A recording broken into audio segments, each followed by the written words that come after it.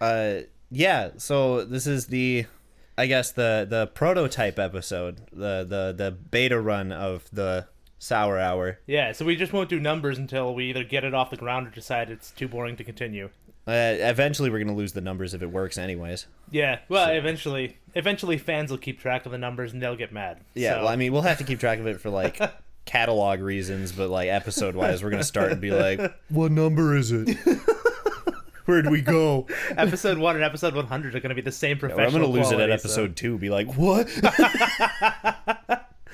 So, welcome, all you lovely, lovely people, to the Sour Hour. It is a pointless podcast, I guess. Not in the sense that it's pointless, but there's no point to it. So yeah, it's the pointless podcast where we're angry about stuff. Angry about stuff or not? I don't know yet. We're working it out. It's a podcast. I am a little mad that, so I've got that cute doggo skin on my Switch controllers. Yeah. And I'm really mad that there's not because there's always been that market in Japan for like DS coats and stuff like that. Yeah, and I really was hoping that catch on over here. I find a lot of people just don't like having to do the work of putting stuff onto their controllers. So, like, some people are really into it. So there's still a market for stuff like paddle mods. I know paddle mods are a big thing. Yeah, among, like, or shooters. Swapping out like the entire faceplate of an Xbox controller. That's the thing that people like to do. So But it just shows big anime titties or something on the front. yeah, or Every time you press right trigger, it's I don't think people usually put sound mods into it, but no, the Wii has it built in. Every time you press the trigger, your Wii controller would be like So you're playing Rayman or whatever is on the Wii. You know, I always forget the PS4 has that speaker in it too. The PS4 also has like a mouse touchpad, which is aggravatingly accurate. I don't know what they were thinking. You know what I think it was is with the PS3 they just tried to steal from Nintendo directly, and you mean with the little ball wands? No, I mean the regular PS3 controller had the 6-axis.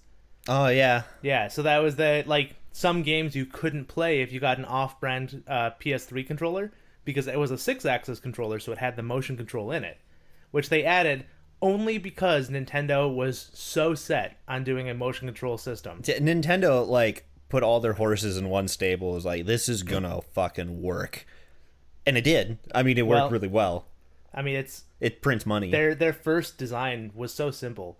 So ridiculously easy. And the games they made for it were like, hey, what if we make a game that grandma can play because it controls with one button and it's bowling? Yeah. Does grandma gets bowling. Does grandma understand baseball? Yes? Or she will love this shit. Yeah, my mom liked playing the Wii, and she doesn't understand. She still didn't understand what the B button was, but she got what button made the ball roll. My mom hates all video games. She bought a Wii. So that should show you just how influential the Wii was. My mom, who legitimately thinks all video games make people into spastic She sent you to monsters. video game rehab. Yeah. Yeah. So she was like, he's an addict. He needs it. Yeah. So, she bought a Wii. And that to me is the most flabbergasting thing. And of course, when I gave her shit about it, she's like, well, I'm not an addict, so I don't need to worry about it. And then she proceeded to you're furiously playing like Samus, like, yes! No, I never bought any games for the Wii. Oh no, I bought one game for the Wii, but that was way after everything went down. Was that Brawl? No, that was shit. I can't remember what the game is called now, but it was a physics-based first-person shooter, I guess. Electrodes. That's what it is. Or Elebits. Never heard of it. Yeah, so I only ever saw it.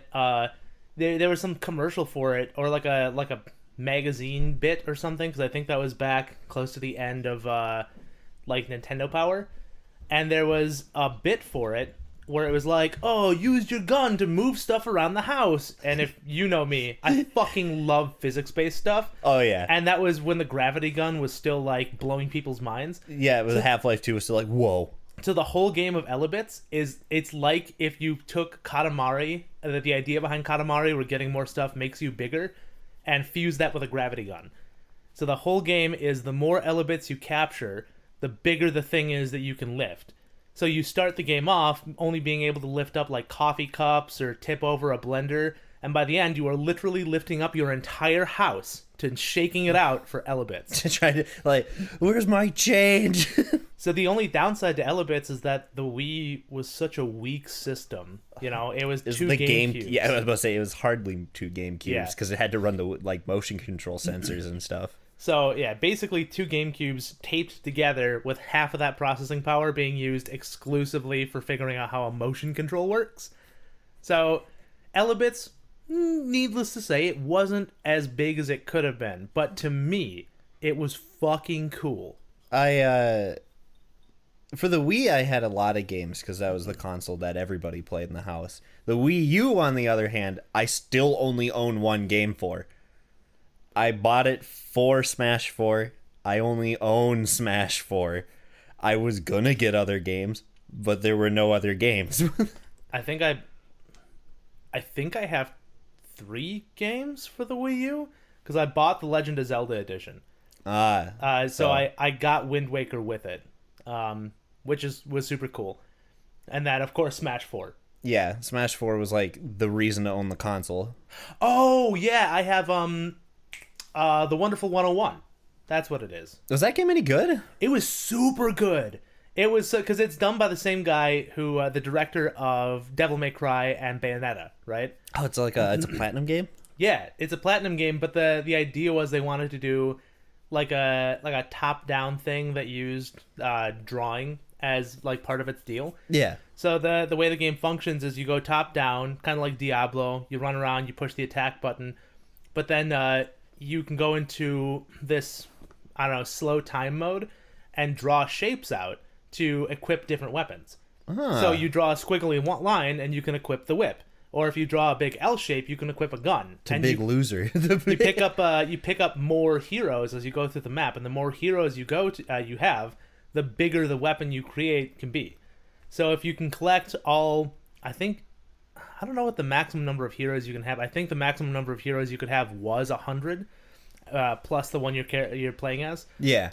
So if you got all 100, you could like draw the sword icon, which is a straight line, and the sword gets bigger.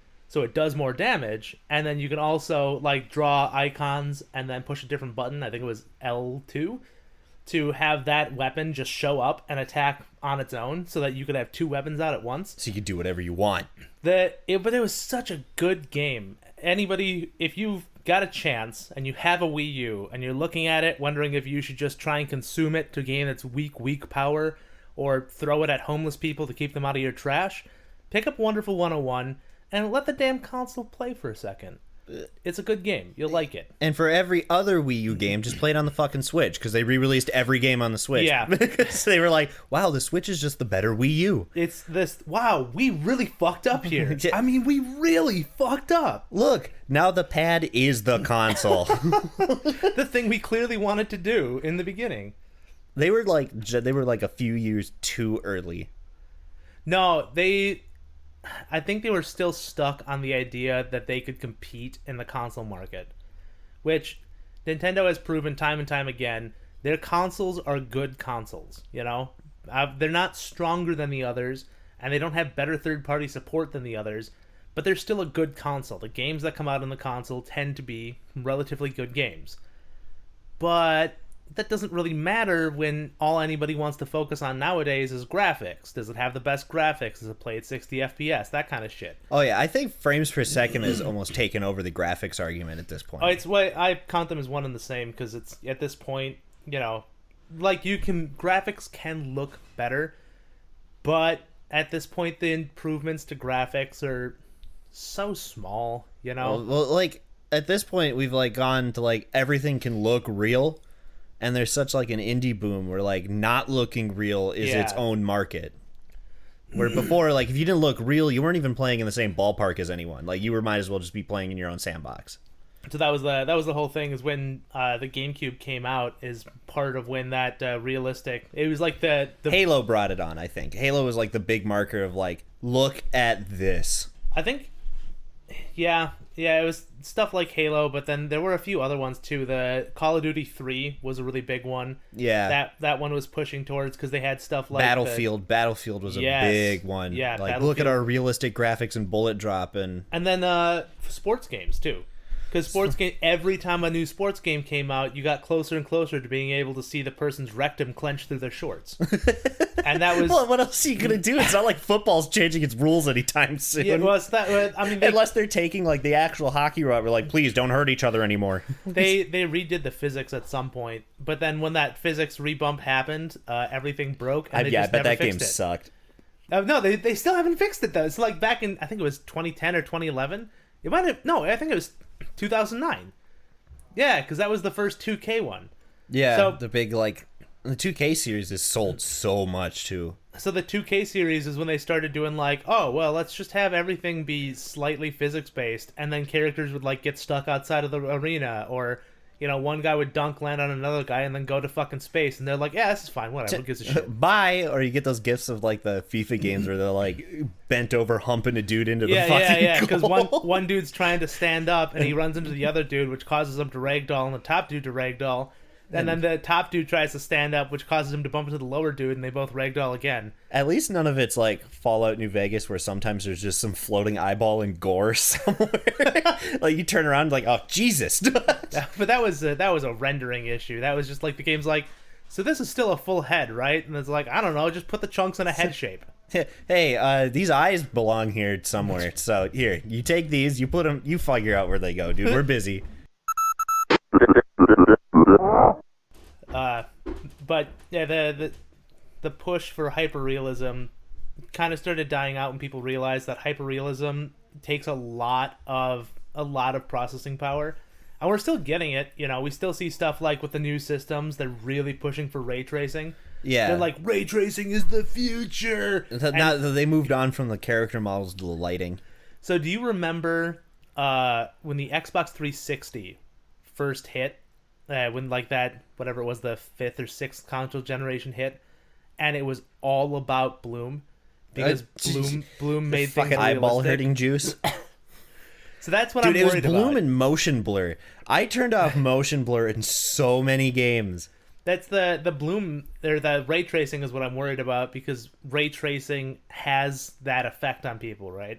Right now, when you're looking at stuff like the new Xbox and the new PlayStation, they're both just talking up ray tracing. Yeah. They're like, oh, this console can support ray tracing on an entire city and you can stream Fortnite in real time from your console. Games like Fortnite aren't using that. They don't give a shit. No, they don't. They're super, super low grade graphics, so you can run them on a fucking toaster. That's the goal, is that your toaster can still play Fortnite. So it doesn't matter how strong your console is. Right now, the best-selling game isn't going to touch it. The other thing is, that like the launch titles, just like with the fucking PS3 and their dumb 6-axis, where they're like, oh, you're a launch title? Have to have 6-axis. Sorry, my dude. Knack needs some movement controls. Yeah. Or Uncharted. Uncharted 1 had a mandatory 6-axis with the zombies. So if you played Uncharted 1... whenever a zombie grabs onto you, you have to shake the controller to get him off. So if you don't have a 6-axis controller, it'll still let you play the game. But once you get to that final stretch, sorry, man, you get grabbed by a zombie Nazi. You got grabbed by the ghoulies, dude. Yeah, it's game over. How long do you think this Fortnite train's gonna last?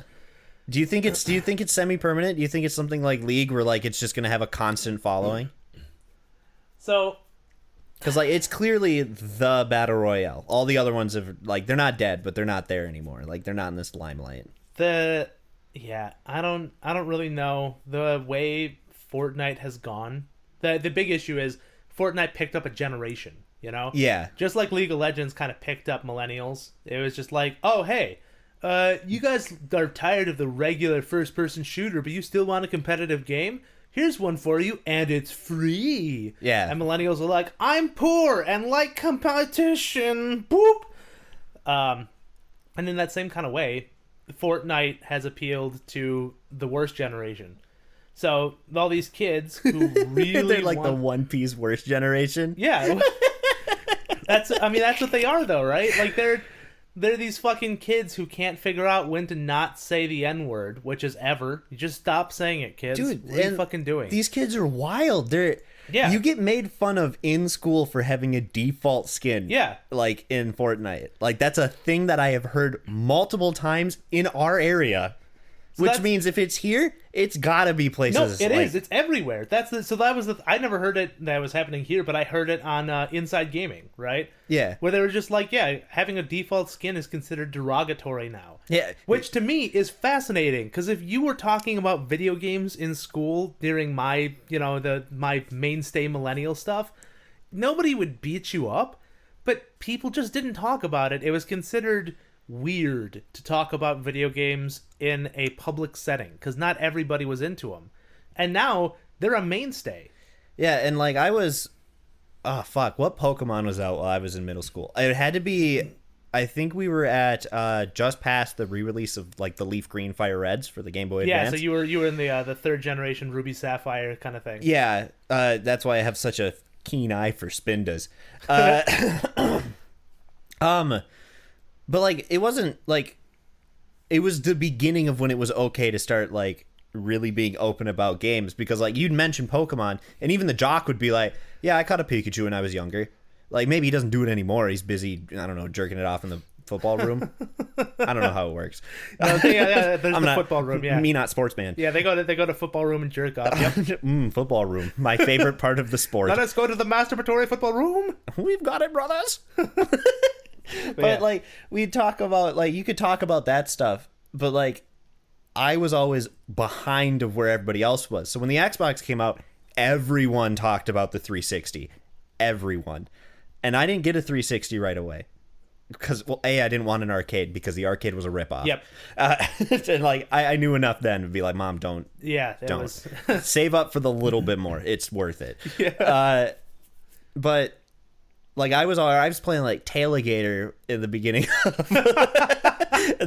of fucking like junior high. I was playing like Tailgater on the Game Boy. So like I was way behind. So I'd be talking about like Pokemon like it was the new hot shit, and everybody's like, dude, you don't even have a Torkoal. What are you doing? Where have you been? So yeah, I'm glad that switch happened, because now that more people are into video games, it makes it harder to find. Oh, it just goes to sleep. Oh, poor computer. It's tired. It makes it harder to find people who are like really into video games. But some of the games that I really like are coming to a more generalized audience. So stuff like Monster Hunter, right? Monster Hunter's huge. Monster Hunter, like 1 through 4 and all of the sub-series of that were really hard to get into, because Monster Hunter 1 had a lot of shit in it. Monster Hunter 2 doubled that amount of shit, and 3 and 4 didn't stop adding, and they never took anything out. Yeah. So if you were like in Monster Hunter 1, you were blown away by having 50 items you have to troll through, and by Monster Hunter 4 there's 150 items, and they all do their own thing, and some of them have similar names, and you don't really know which one is which. Is this the dung pod? Is this the dung bomb? Is this the dung arrow? Which one of these is what? What kind of dung do I bring? Yeah. Who do I throw the poop at? What kind of poop is this one want? Not to mention, like, every monster was in every game, so those monster numbers just kept going up. By Monster Hunter Generations, which was the last one before Worlds, it was pretty much every monster. So that's like a few hundred monsters if you include all of the variants. It's like 50 straight monsters plus 1 or 2 variants per monster. That's ridiculous. How do you get somebody into that, you know? How do you be like, oh, well, look, no, it's easy, listen. I know right now you're fighting a giant velociraptor, but pretty soon you'll be fighting a sludge monster that has explosive snot. What do you want? This is going to be great. And they're just like, I can't even figure out how to get through the fucking crafting menu. How are you doing this? Like, it's one of those, like, I think now, like, nowadays, like, being a nerd is no longer, like, you're being banished to the shadow realm. No, so this is the nerd renaissance right now. So, because stuff like Stranger Things is getting people who have never heard of D&D or only ever heard of D&D as being the devil's game, and they're seeing it in Stranger Things, and they're like, wait, you mean D&D, you just tell a story and roll dice? Dude, that sounds kind of fun. And now 5th edition is really taking off, because 5th edition did the same thing. It's easier. a lot of the games are dumbing down. I guess dumbing down for some games isn't the correct term, but they're simplifying it. Simplifying. So it's simplifying so you can play it, and then that like the more advanced stuff is still there if you want to go back. So stuff like Skyrim, great example, because 2011 Skyrim drops. God, that feels like a long time. Like I remember it like it was yesterday. Don't worry, but that's Skyrim so dropped long. yesterday too. So Okay, good. I was worried I was losing it. But in 2011, Skyrim dropped, and it brought the fucking world to the Elder Scrolls. Yeah. People who had never played Oblivion, they never played Morrowind, they didn't even know Arena or Daggerfall existed, you know? They didn't even understand why it was Elder Scrolls V. They're like, what's the V stand? You know what? Whatever, let's just play it. Yeah. But it was so easy to get. And it was basic. You understood it, you know? They didn't bog you at character creation either. No, that was like, make your character. All right, so everything else you just level up as you use it. It's because they took out numbers. Yeah. So like that they was took out the RPG section. Yeah, that was the big thing. Is in Oblivion, when you start making a character, you have like 15 different archetypes, and then you can create your own archetype. So I was always the asshole. I don't know what it consisted of, but I was always the asshole. So like making your own archetype, that was a fucking in-depth process. Because crafting spells is the one that I still, even to this day, when I load up Oblivion, I'm like, what am I doing? That's the thing. So crafting spells in Oblivion is simplified by comparison to like in Morrowind, where you could take like 4 different spells and shove them together into one uber spell. And then you had to choose if you learned that or if you had that as a scroll. It was all over the goddamn... Like, those games got so stupidly in-depth, which is part of the reason that they look a little bit like trash, because there's so much stuff to do. That's also why, like, never play Morrowind on the console, folks. Yeah. Please save yourself. Play it on the PC. Yeah. Console would sometimes get stuck in the loading screen and just never stop. Sometimes, even when it wasn't stuck, the loading screen would take a million years. The computer these days... They can load Morrowind instantly. Play it on the fucking PC. I mean, you think you might be exaggerating, but honestly, I still have a classic Xbox at home that's trying to load out of Seydonin. I think I'm going to load into the town eventually. The bar sometimes moves, and the music is still going, so I assume it's still good. But we'll see. Yeah. It's only been about 23 years, but I think there's a chance. It'll come. Just like a baseball field. It will come. Is that how that movie worked? I think so. Yeah. I don't even know what movie you're talking about. It must. I think it's Angels in the Outfield. Is that the one where they build it and they will come? Yeah. So this is a good transition, though. Have you noticed the trend of the 90s coming back? I've noticed it in the shirts people are wearing the most. That's like shirts are such a defining generation thing, and like the disgusting, gaudy designs of the 90s of like, this is a shirt with 1,000 rubber ducks on it. Okay, yeah, that works. Like nowadays, nobody bats an eye at that. You'd be like, he's got that cool duck shirt. So they're bringing back stuff like the Lion King coming out, right? And Aladdin. So Aladdin was 1992. Disney just wants their fucking licenses. But yeah, so the thing is that like, so the way it's all coming out, everybody is like they're trying to draw a new generation of people to it, and it's kind of working, right? Toy Story came out in 1996, and the new Toy Story just came out this year. And you and I went to go see it. This is 2019, in case this podcast doesn't come out for another 3 years. You never know. We're a lazy people. Yeah.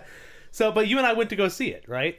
And it feels like that's what this whole, like, you know, these last 3 or 4 years have been banking on, is people are like, what was big? Yeah, I don't know. There was some number, and such a small majority of box office hits were original storylines. Almost everything was re-releases, like this year in particular, and it wasn't different in 2018.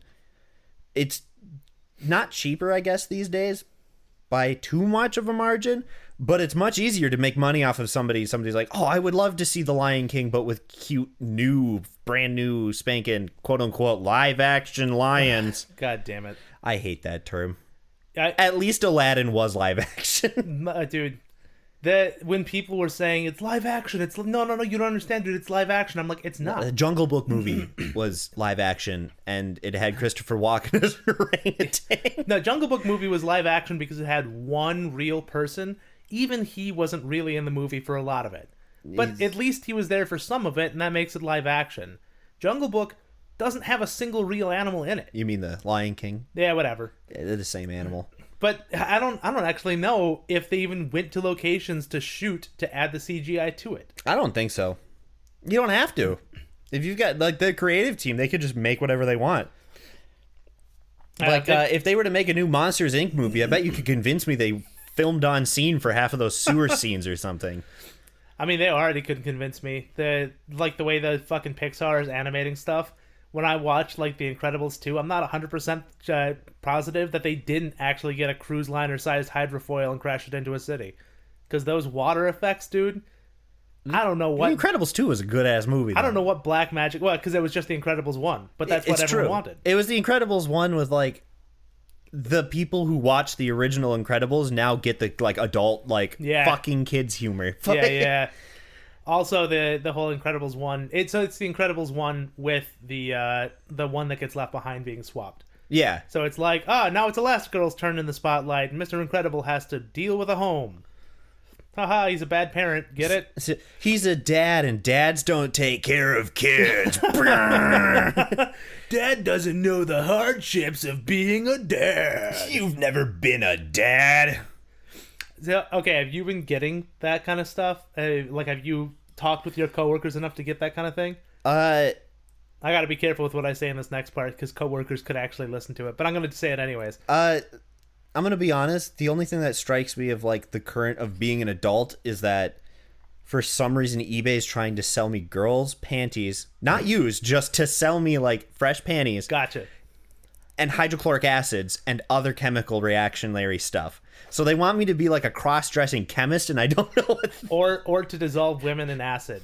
They might be suddenly telling you to become a serial killer. I'm just concerned at what my search history is like brought up, because like I get the panties, I guess. Like they know I'm watching porn at some point, but like none of my porn involves melting people in acid.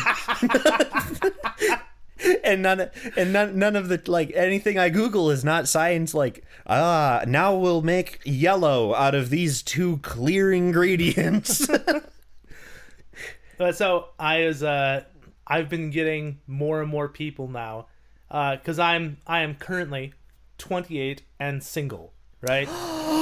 You're so much handsomer than me. So that's the thing, is that I've been getting a lot of people at work who are like, hey, so when are you getting married? And I'm like, never. It's expensive. You see my wallet? What? Getting married? And like, yeah, buy a house, get married. And I'm like, what? Buy a house? Yeah, because so everybody, of course, they're all boomers. Or one of them is a boomer now, I guess. We've completely swapped our fucking dichotomy. So one of them is a boomer, two of them are Gen X, and then we got 2 or 3 millennials. And of course, late term millennials, I'm gonna guess. No, it's like me, early millennials. Oh, okay. So it's all of them are relatively early, except for the boomer. He's a late term boomer. Yeah. But so the boomer, of course, has all the stories of like, no, you got to buy a house. It's the best investment you can do. This boomer also ran his own business for the better part of 10 years. Yeah. And then when he sold it for several million. Because it was a successful business and it was still being successful. He just didn't want to run it. Yeah. Well, you reach a point and you're like, all right, well, I can retire now and I don't need to be a multimillionaire. I'm done. Yeah. Well, he was a multimillionaire. The problem is that, like, so he had bought his house while he was still running this business. And he had his kids while he was still running this business. And, bought everything those kids would need while he's still running this business. So by the time he left the business, right, which is only 6 years ago. It was not that long ago. So he was, in his early 50s.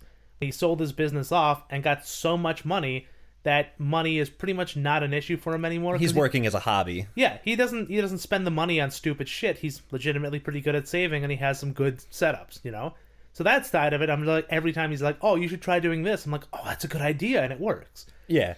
But he also avoided a lot of stuff, right? He avoided the housing market crash because he was already running a successful business. And probably completely owned his home. Yeah.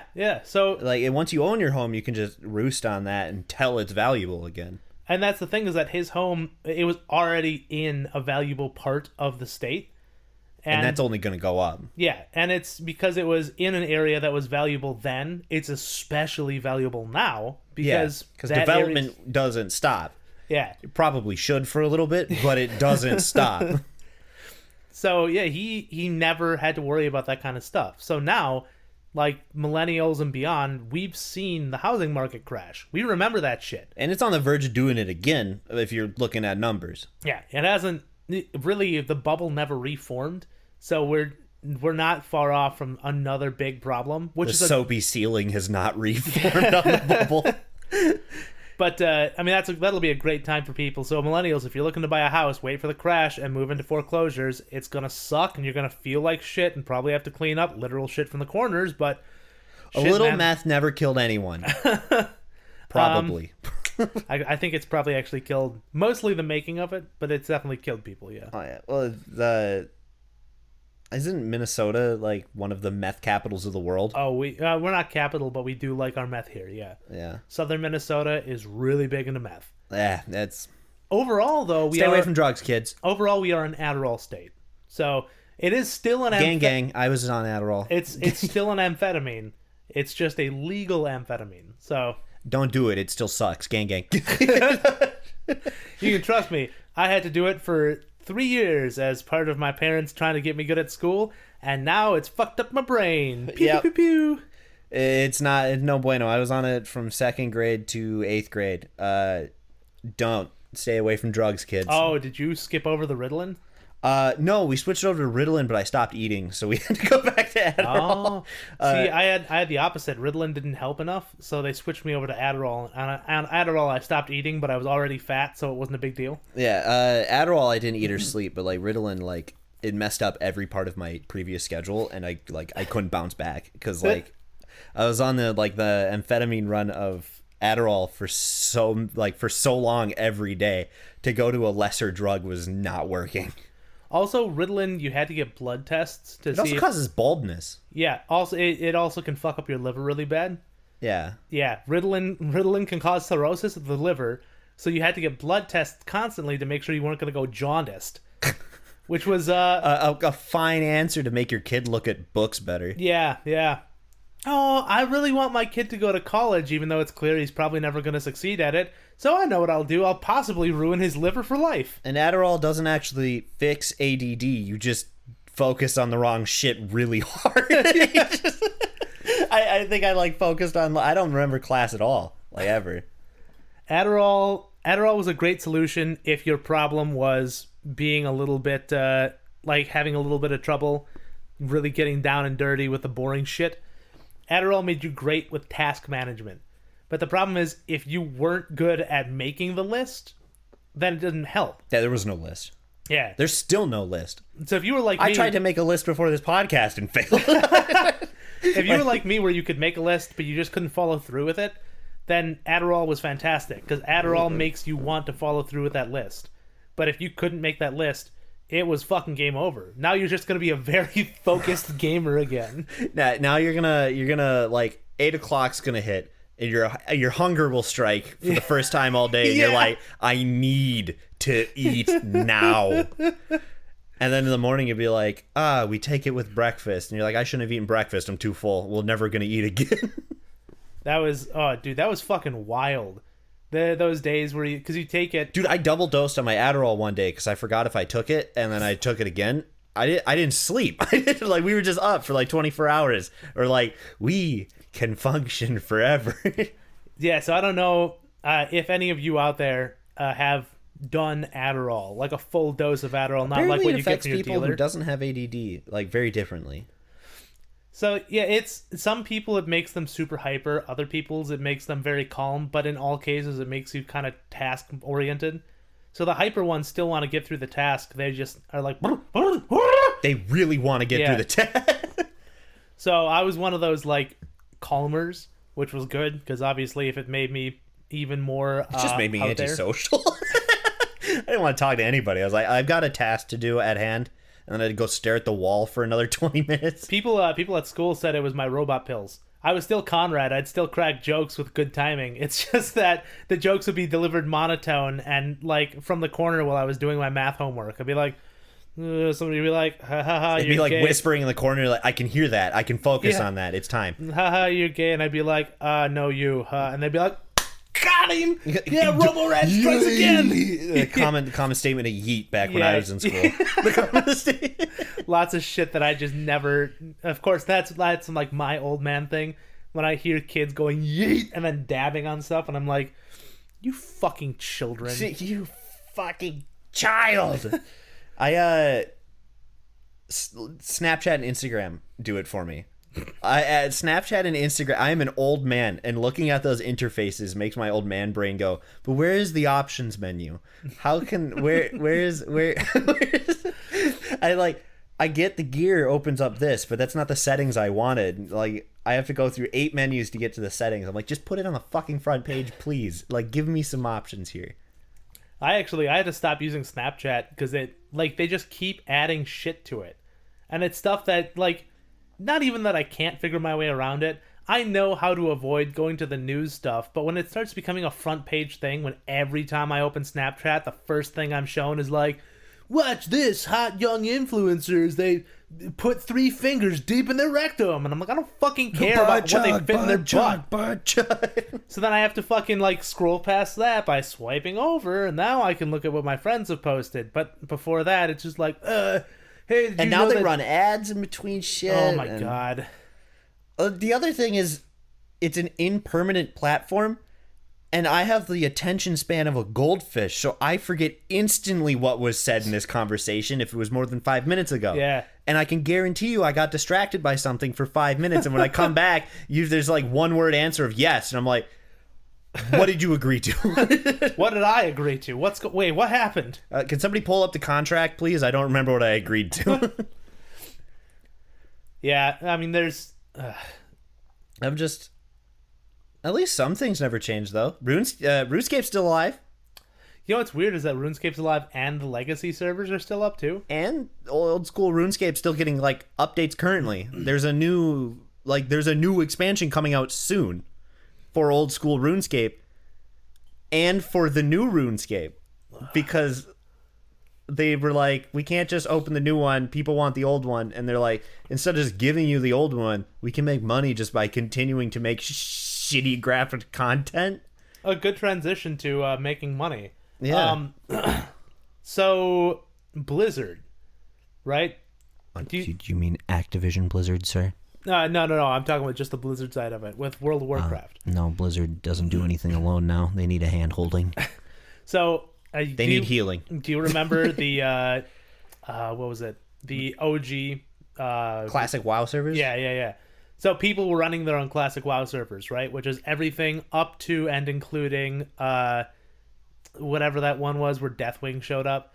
Yeah. But that was where that cut off, because everything after that was the revamped world stuff. I think it wasn't Mist of Pandaria, the big graphic update, or was it the one after that? Yeah, it was Mist of Pandaria started it, and then the Demon Hunter one added on Cataclysm to it. Or something, the one where like everything got aced. No, so Cataclysm was the one that's where Legacy cuts off. So Legacy includes Cataclysm, but it doesn't go past it. Yeah. Because after Cataclysm was when the whole world map changed to 100%. So people were running their own Legacy servers, right? So if you had a server set up, other people could join your server. It was done entirely by fans. The fans updated it. The fans balanced it. It was fine. Blizzard... last year or something, started sending out cease and desist orders for that. They were like, DMCAs. Yeah. They were like, nope, you can't. Look, stop it. This is our property. You can't make money off it. And they're like, we're not. We're actually losing money on this because we have to run a fucking server. Our sweaty nerd time is now in programming. But Blizzard wasn't having any of it, so they shut it down. And people were like, well, you can't just shut it down and not give us an alternative. Give us the alternative. And Blizzard's like, no. You don't want the alternative. I know what you want, and nobody wants this. And people were like, well, obviously they do, because you're losing players to these. Yeah, so, the servers are up. People want this. if this is what people want, and you're turning them down, that's on you. So Blizzard started up their own Legacy server. When they were launching the beta for the WoW and people were putting in bug reports for those, because it's original Warcraft. It's the no expansions, no fuss, no muss, no accessibility updates. So people are like, dropping totems is a giant pile of shit and hard to do.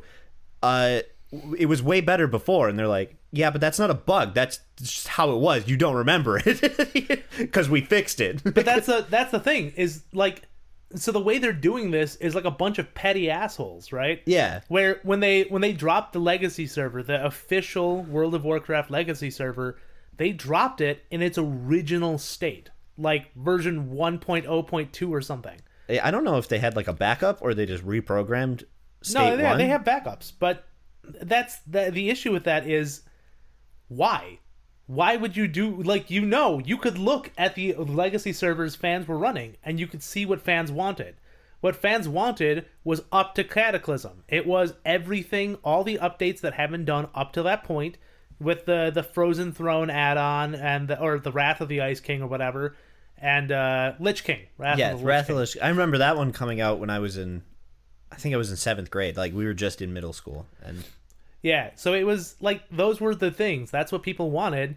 And then fucking Blizzard is now shoving their big smelly finger right under everyone's nose and be like, smell that? It's the shit we had to dig through to get these old servers up. But like, nobody wanted that shit. They wanted the one that was starting to wash its hands. That's what they were looking for.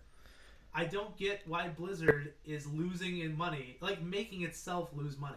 I wonder if their plan was to make sure it was long-standing and like could go on for years.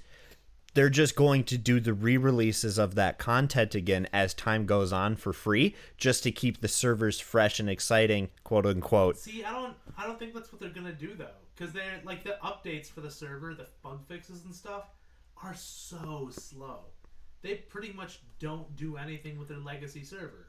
Yeah. So it's just like, why would you DMCA somebody else who's doing the thing that, I mean, you could do for, honestly, you could contract them. You could. You could like show up and be like, hey. You could Sonic Mania these kids. Yeah, you could show up and say like, look, I'm going to give you two options, right? One, you stop everything. You destroy your data, it's gone. Two, you work for us. We'll give you money, you run the server. Keep it clean. Yeah, make sure that it stays up to World of Warcraft standards. You have to apply or go to these meetings. Like, that's the thing you could have done. These guys were doing an amazing job on their legacy servers, and not all of them, obviously. Some legacy servers were fucking trash, but a lot of them were really fucking good. And with the player base that was coming through it, you could see how good it was. Yeah, and especially if they're doing like post where they left off balance updates and stuff. Yeah, which they were. They were like, the game was coming to a state where it was, I don't want to say perfectly balanced, but about as close to perfectly balanced as you can make a massive, absolutely massive MMO. Playing League, I have understood nobody understands what the word balance actually means anyways, because the second a champion drops below a 60% win rate, they're like, they're unplayable. And I'm like, no, the idea is that they're at 50. Everyone's at 50. Unplayable. That's another really good segue. It's a short segue. Please, I need a tall one. My arms are up here. Please, I need it. Dragon Quest Builders 2 dropped recently. Yes. And as you may know, I've been playing the living fuck out of that game. Oh yeah, no, you told me you buy. What game did you buy with like next to it? I bought Fire Emblem Three Houses. Yeah, and you haven't played Fire Emblem Three Houses because you've been busy playing Dragon Quest. I've been trying, like, I have to set goals now to play a little bit of Fire Emblem Three Houses, just so I don't lose all of my interest in it. Because Dragon Quest Builders just makes itself so well done. It makes you feel so good about playing the game. It's really hard to stop. It's very addicting. But proving my mother right aside. Shut up, Mom.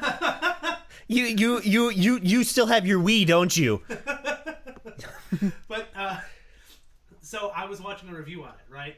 Just before I bought it. Yeah. And one of the people I was talking about the Switch port for the game was saying that sometimes it drops down to 30 frames a second, which is unplayable. Their exact words.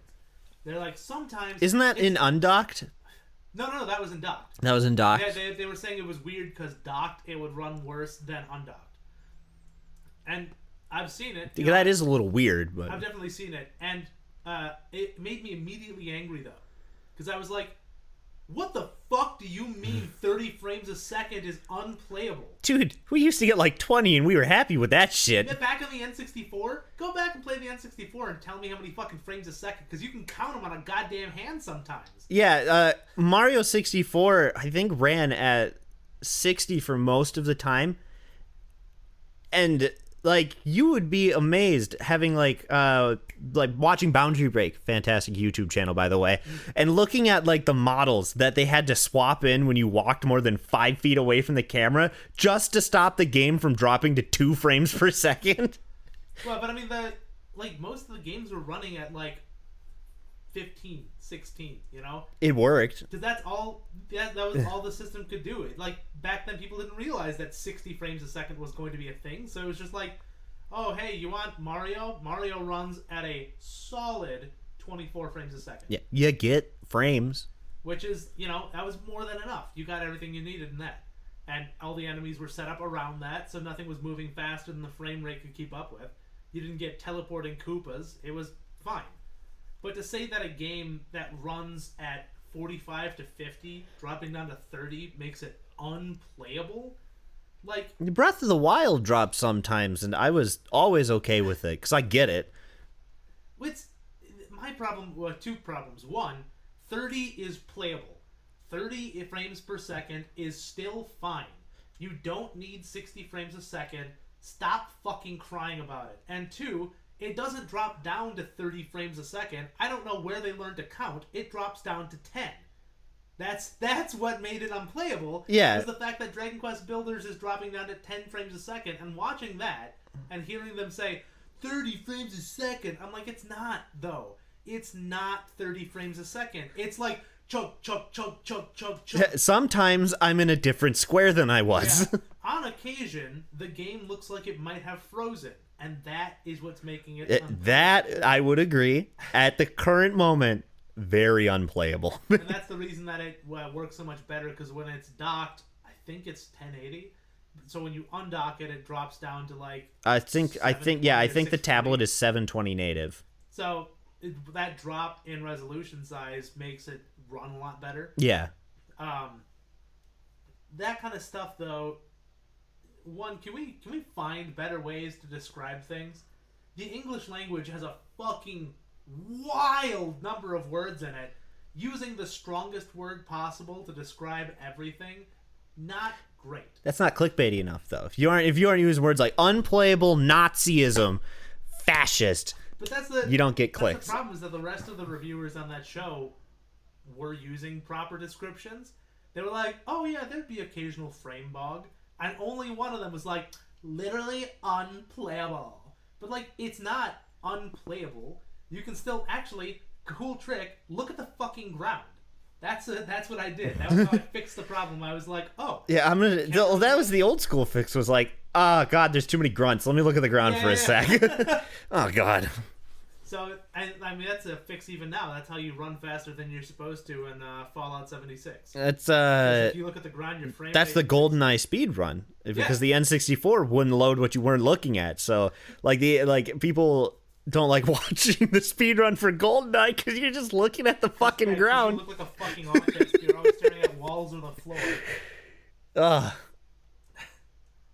So, yeah, learn better words for things. And also, fucking play the game, dude. Look in a thesaurus. So, I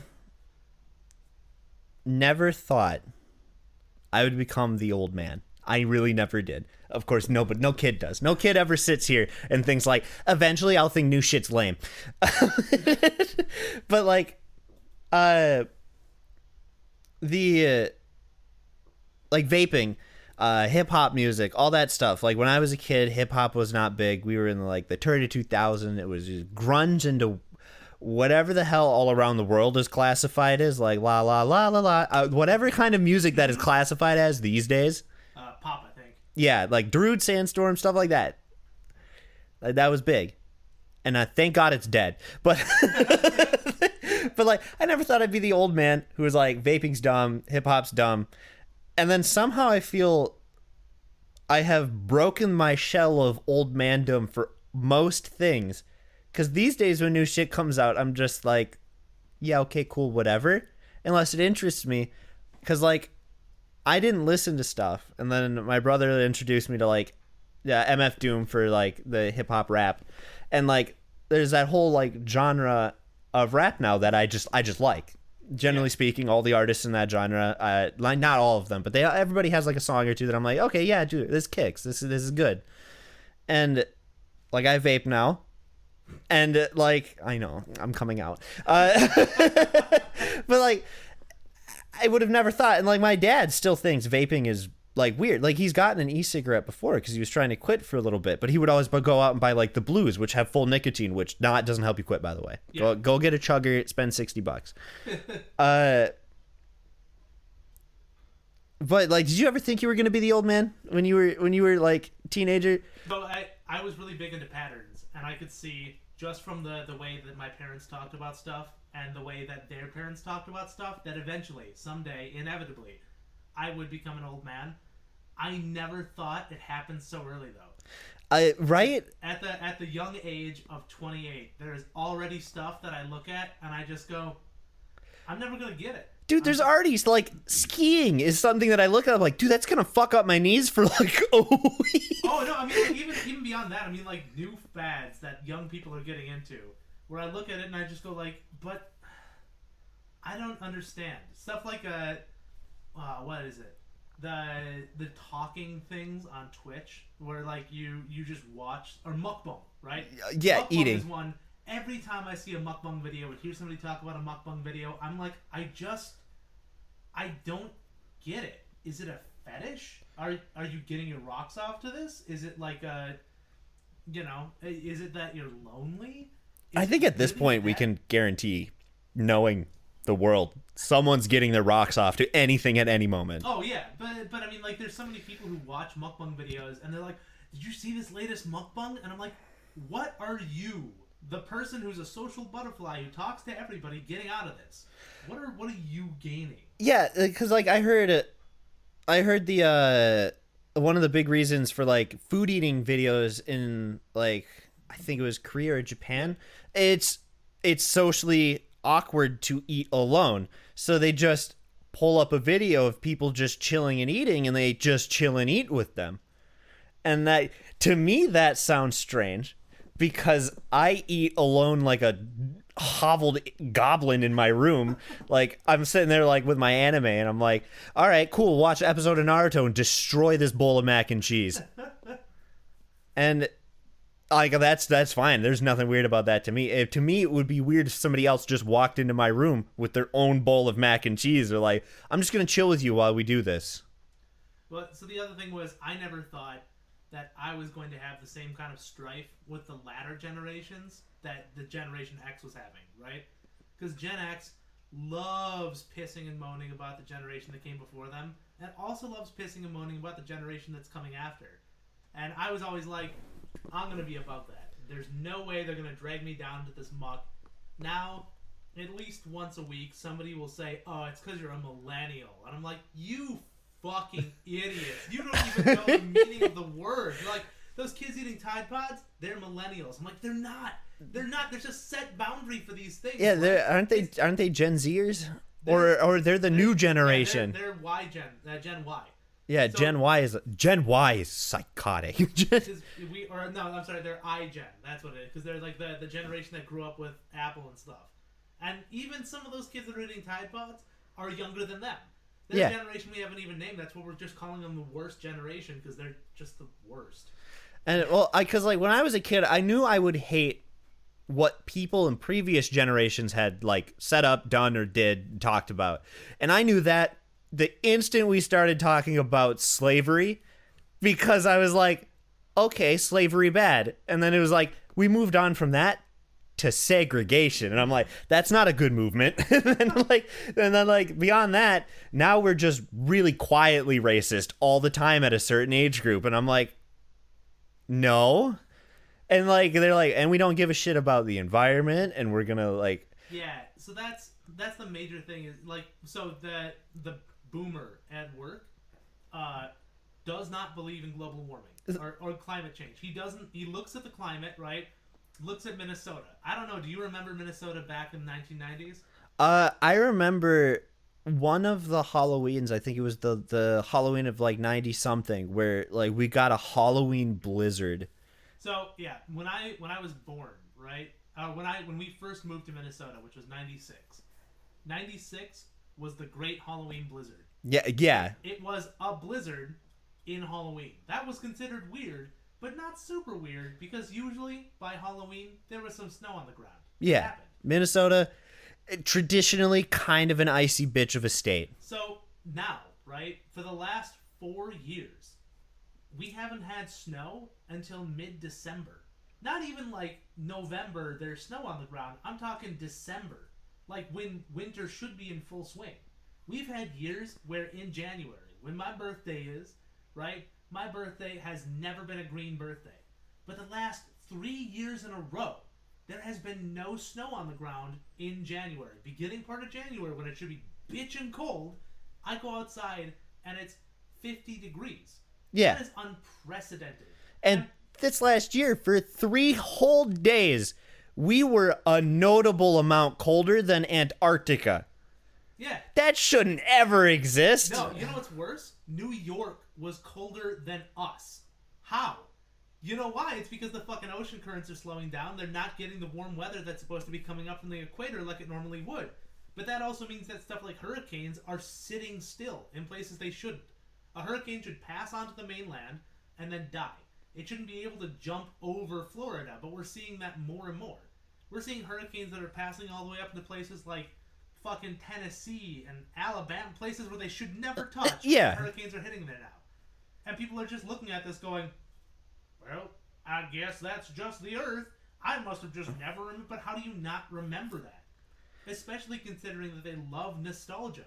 How could you not be nostalgic about having a white winter? I want to know how you cannot look at, like, science. Science is strictly numbers. And, like, the numbers are bad. And everybody's like, nah, they're lying. And then, like, 18 other institutions are like, no. Even when flat earthers did their science search to see if the earth was flat, they found out it was round. The fucking flashlight one? Yeah. The one with the 3 poles with a hole drilled in them, and then they would hold a light up at one end. And if the earth is flat, you could see the light through all 3. And if the earth was in fact curved, which it is, you would have to raise the light up 3 feet above the closest hole so it would shine through all 3 of them. And that's what they found, and they were just like, oh no. Or when they spent $25,000 on a laser gyroscope to prove that the earth was flat and is not rotating, and guess the laser gyroscope picked up? A 15 degree per hour difference, which you would only get if the earth is rotating. And they covered it in lead. Or no, they covered it in a tube, like a PVC tube, claiming it was heaven rays. Rays from heaven that are throwing off their measurements. And guess what? Turns out PVC doesn't stop that. So you know what they decided to use to block that heavenly radiation? Not lead, a cheap, easy-to-use material that you can find pretty much... Mercury. No. They decided to use fucking... what's that stuff called? It crystallizes in weird square shapes. Pyrite? No, it's not pyrite. It's... Oh, god damn it. This is throwing everything off. We'll just edit this part out. Starts with a B, I think. Barium? No, it's not. It's not one of the medical elements? No, it's not one of the medical elements. It's a metallic crystal. People use it to make like geodesic pyramids. Oh my god. The magnetoferrofluids? No. You know what? I'm just gonna Google. We do have cell phones. We can just Google this. Yeah, another thing that I get pissed off. Have you ever had that issue where people since I didn't grow up with a cell phone, I'm still trying to solve things without a cell phone that could be solved instantly with a cell phone. Here we go. So, well, these are pictures of it. I just want to know what it's called. You son of a bismuth. Bismuth. Bismuth. So that stuff. Oh, okay, yeah, that stuff. Use bismuth to cover. Is bismuth the noted hell stone that blocks heaven? That's the thing. I don't get where they fucking got bismuth from. It's not a dense material. Crystals don't block radiation. You fucking idiots. We don't make diamond armor to stop radiation. We use lead-lined clothing. It's easy. They've used lead since Chernobyl. Like, we've had this technology. They've used lead since Marie Curie. We've known what stops radiation. We know its density. Dude, it's wild that her books are still untouchable. It's wild that there's still traces of radiation on every doorknob in her house. That's what's wild. And that's the other thing too. People don't get how much we know about radiation. So when people are like, carbon dating is inaccurate. Okay, yeah, there's some stuff about carbon dating that can throw stuff off. If, I don't know, a big flood came through and exposed a skeleton to additional carbon-14 atoms, yeah, that can throw off readings. But for the most part, the readings as to when those carbon-14 atoms were applied is accurate. And let's be fucking real here. It's a lot better than anything else we have. Half-life is a calculable thing. And especially the half-life on carbon-14. That's the carbon is bay. That's the whole thing. Like, we are made of carbon. We know how carbon works. We understand how carbon-14 is formed. We know where it comes from. It's space. And we also know the exact half-life. By looking at the number of electrons still on the outer valence, we can figure out exactly how long that carbon-14 has been around. Dude, it blew my mind when I learned that in school. Like, I think I learned it in like 7th or 8th grade. I was like, so that's how we date dinosaurs? Yeah. I was like, how much, like, you have to dig into a bone? They're like, no, you can take like a microscopic like cut of anything and we can tell instantly. I'm like, it's like, I get it, all right? I understand that the religion and or weird religious fanaticism about stuff like flat earth and denying climate change is something you have to hold on to stop from the, Lovecraftian cosmic horror of how pathetic your entire existence is from setting in. I understand. I go through the pathetic cosmic existence horror problem every day. Everybody has to deal with mortality in their own way. It's not even just mortality. It's the fact that everything around us is so much bigger. We as a species think we're very important. We think we're like the only thing, and if it affects us negatively, then that's something. But if it affects anything else negatively, fuck it, it's not humans. The problem is, we're not. We're part of the ecosystem. We change the ecosystem to fit our needs, so maybe we've forgotten that at some point along our wondrous run here. But we're part of it. If the rest of the Earth can't be sustained, we can't forcibly sustain parts that we want to. If the Earth gets so hot, we can't grow crops in the field. We can't greenhouse all of the fields. We just can't. It's not feasible. We don't have the materials. If we keep on losing all of our steel to sinking ships or blowing up tanks, eventually we won't have steel anymore. There's a limited amount of iron on this planet. We will run out. If we keep burning all of the fossil fuels to keep cars going, we will run out of oil. It is a finite resource. We can make synthetic oil, but we can't make gas from that, so that's out of the question. That's gone. Everything we do here is a thing that we have to pay attention to. We can't just ignore problems because they're inconvenient. Dirt in Minecraft is a finite resource. Cobblestone is not. So I never use dirt on anything. And it's infinite. Minecraft is actually infinite. And I already stopped using dirt on everything because I was like, we're going to run out of dirt. It is ridiculous to me that people can look at anything and say, yeah, it'll get fixed. Like fucking fracking for natural gas, right? The fact that you can decapitate a mountain, blast water into it till the runoff is so toxic it immediately kills off anything it touches, and go, nature has survived worse, because it hasn't. We are the worst. That doesn't happen. That's not a thing. Conrad. Yeah. Are we the worst generation? No, I think we're the worst species. Fair. And I think that's the reason that we have a good hour to be sour every week. Facts. A good every week or whenever we record, we can be sour about something, whatever. Because as it turns out, humanity is always going to be terrible. And next week we'll go over mass shooting statistics, because I looked those up recently, and boy howdy, are they interesting. And tomorrow, the next time we record, we'll also talk about how I dislike wood paneling on minivans, and you should stop. And chances are we'll talk about none of those things. All right, goodbye.